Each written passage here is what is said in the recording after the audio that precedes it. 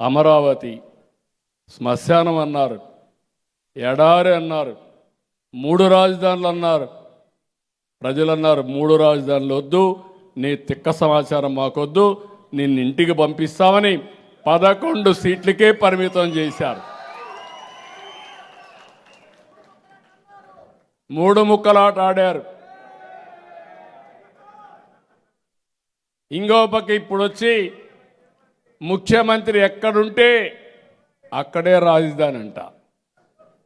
ఇది ఎక్కడదో నాకు అర్థం కాదు. ఈయన బెంగళూరులో ఉంటే బెంగళూరులో రాజధాని, ఈయన ఇడుపులపాయలో ఉంటే అది రాజధాని. ఎవరన్నా విన్నారా అని అడుగుతున్నాయి ఇలాంటి మాటలు. కనీసం మినిమం ఇంగిత జ్ఞానం. ఒక రాజకీయ పార్టీ రన్ చేస్తున్నాం, మనం ఒక బాధ్యతగా మాట్లాడాలి. ఏది పడితే అది మాట్లాడడం కరెక్ట్ కాదనే ఆలోచన కూడా లేకుండా ఇష్టానుసారంగా మాట్లాడడం.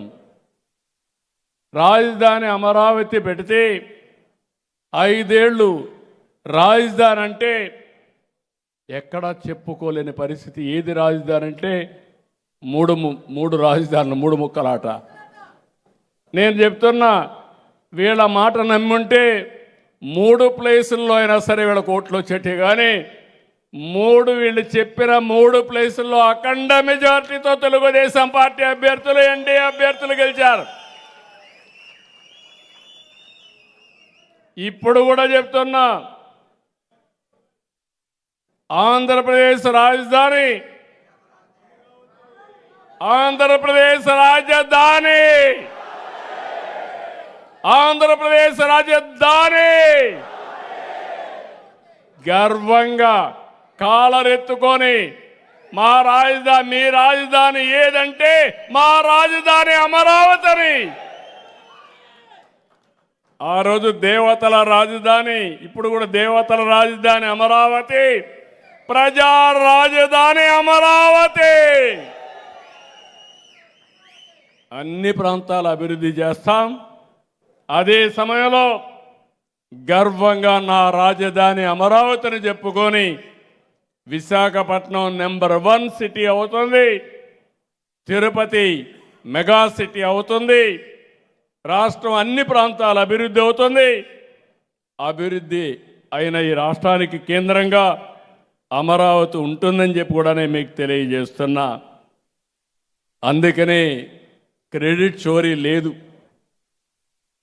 ఈ క్రెడిట్ చోరీ అని చెప్పి గింజుకున్న ఒక సైబరాబాద్, ఒక కియా, ఒక గూగుల్, ఒక భోగాపురం, ఒక గ్రీన్ ఎనర్జీ, లేకపోతే 45 సంవత్సరాలుగా ఈ దేశంలో ఒక ప్రత్యేకత సంతరించుకున్న తెలుగుదేశం పార్టీని నువ్వు ఏమాత్రం ఊహించుకోలేవు. భవిష్యత్తులో ఊహించుకునే అవకాశం కూడా ఉండదు. మీకు అర్థం కాదు. అర్థం కాని వాళ్ళు ఇట్లే ఉంటారు. నేను చాలా రాజకీయాలు చూశాను, కానీ వీళ్ళు ఎలాంటి వాళ్ళంటే వీళ్ళ క్రెడిట్ కూడా ఉంది. ల్యాండు, శాండు, వైను, మైను, గంజాయి, డ్రగ్గు, ఇది వీళ్ళ యొక్క క్రెడిట్. అవునా కాదా అని మిమ్మల్ని అడుగుతున్నా. ఇలాంటి వాళ్ళంతా కూడా ఉంటారు. కాబట్టి ఈ విషయం మనం గుర్తుపెట్టుకోవాల్సిన అవసరం ఉంది. ఈరోజు మనం ఆలోచిస్తే పెన్నమ్మ తాళి తెంచిన నేరస్తులను కాపాడుతున్నటువంటి పార్టీని ఏమనాలి బ్రదర్? ఏమనాలమ్మా మీరు చెప్పండి. ఇలాంటి పార్టీలు కూడా మనల్ని విమర్శించే పరిస్థితికి వస్తున్నారు. నేను చెప్పిన దానికి ఈరోజు మనం గుర్తుపెట్టుకోవాల్సింది, ఈరోజు మనందరం కూడా నిన్న పల్నాడులో ఒక ఇది జరిగితే దాన్ని కూడా రాజకీయం చేస్తున్నారు. రెండోది రెచ్చగొడుతున్నారు. నేను ఒకటే చెప్తున్నా, గిల్లి కబ్జాలు పెట్టుకోవాలంటే మర్యాదగా ఉండదు. నా దగ్గర మీరు తోక తిప్పలేరు. మీరు ఏదైనా అవసరమైతే అభివృద్ధిలో పోటీ పడండి, సిద్ధాంతపరంగా బాగా చేస్తామని పోటీ పడండి. అంతేగాని సోషల్ మీడియా ఉందని ఇష్ట ప్రకారం క్యారెక్టర్ అసాసినేషన్ చేస్తే మాత్రం ఎక్కడున్నా పట్టుకొచ్చి వీళ్ళని బట్టలు కూడా తీసే పరిస్థితి తీసుకొస్తా తప్ప వదిలిపెట్టే పరిస్థితి ఉండదు. నేను చాలా స్పష్టంగా ఉన్నా. నువ్వు తప్పు చేస్తే మాత్రం వదిలిపెట్టాను, నువ్వు మంచి చేస్తే నేను ఎవరి జోలుకు రాను. అంతేగాని రాజకీయ ముసుగులో ఘోరాలు నేరాలు చేస్తే మాత్రం వదిలిపెట్టే పరిస్థితి లేదు. మొన్నే పల్నాడు కూడా చూస్తున్నా. పల్నాడులో ఉండే ప్రజలకు విజ్ఞప్తి చేస్తున్నా, రాయలసీమలో ఫ్యాక్షన్ రాజకీయాల్ని, ముఠా రాజకీయాల్ని అంతు చేసిన పార్టీ మళ్ళీ పల్నాడులో పూర్తిగా ప్రక్షాళన చేసి ఎలాంటి వైలెన్స్ లేకుండా శాంతియుతమైన ప్రాంతంగా తయారు చేసే బాధ్యతకు శ్రీకారం చుడతామని చెప్పి కూడా నేను మీకు తెలియజేస్తున్నా.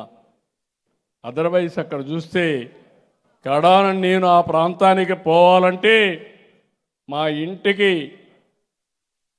మా గేటుకి తాళాలు వేసిన పరిస్థితి, తాళ్ళు కట్టి పోనీయకుండా చేసిన పరిస్థితి. ఆ తాళ్ళు ఆ రోజు చెప్పా, మీ మెడకు ఉరితాళ్ళు అవుతాయని ఆ రోజే చెప్పా. అదే జరిగింది.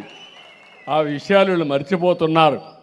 ఇలాంటి తప్పుడు రాజకీయాలు కాదు, ప్రజా రాజకీయాలు చేయాలి.